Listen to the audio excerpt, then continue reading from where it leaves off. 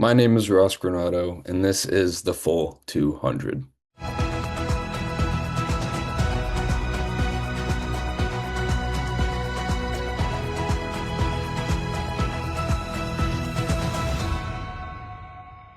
What's going on, everyone? Welcome to the first episode of the Full 200.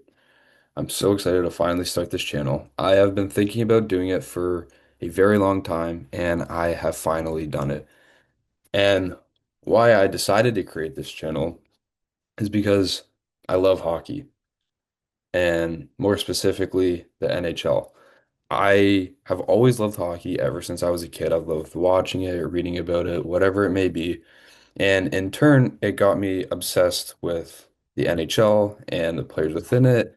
And as a kid, I looked up to those guys and watching them play, and I just fell in love with the sport. And to this day, I've always stuck with it. And I would now consider myself to be very knowledgeable in the sport. And that's essentially the main reason why I created this channel, is because I want to share my knowledge with anyone and everyone, whether you already have good amount of knowledge in the sport of hockey, or you would consider yourself to be an expert, or maybe someone who's looking to get into the sport. I want to be able to share my knowledge with you. So, the name, the Full 200. How did I come up with it?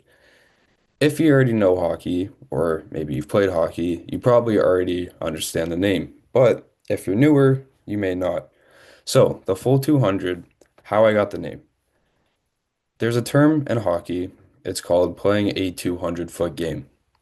And essentially, what it means is an NHL ice hockey rink is 200 feet long.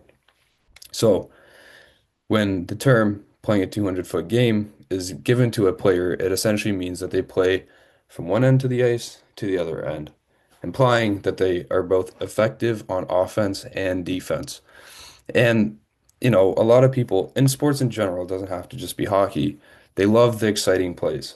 But for whatever reason, of course I love them, but I have always and always will be a defense guy. I love guys that play hard, good, solid defense. I don't know why. There's just something about it. Maybe it's because, everyone always says defense wins championships. I just love guys that play defense. So I was thinking about it, and, when I was a kid, when I first started getting into hockey, the Los Angeles Kings were a very, very good team. And, they had a pretty good player on their team named Anze Kopitar, who, if it weren't for another guy named Patrice Bergeron, he probably would be considered the best two-way forward or 200-foot player of my generation. And it wasn't just him on that LA Kings team. It was essentially the whole forward group. They didn't really have one star player. Their whole team was built off of guys that play a 200-foot game. And in 2012 and 2014, the Los Angeles Kings won the Stanley Cup. And, being a young kid, just kind of getting into the sport, you want to follow the teams that are good. So I just started following the Kings, and I like the way they play. And although I am from Toronto, and I always am, and probably always will be a Leafs fan, I just really like the way the Kings played. And I will always say that the Kings will probably always be my second favorite team because I am no longer bandwagoned on them anymore since I am no longer 7 years old. But with that being said, also being a Leafs fan, unfortunately, they are kind of owned by the Boston Bruins. And in 2013, we saw them collapse.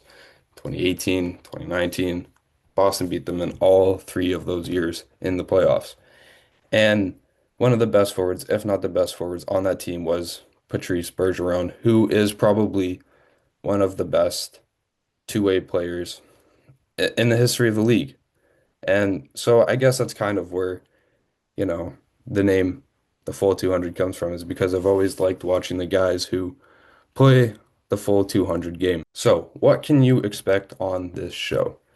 So, for the majority of this show, the focus will be on the NHL and the players within the NHL.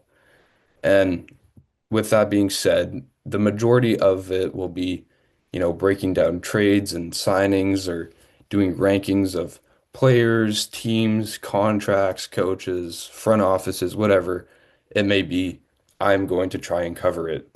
And as well as also giving my instant analysis on different trades that come or different contracts that players sign, game scores or highlights or, things that we see in the NHL that, break headlines. I want to be able to cover that and share my non-biased opinion on those things.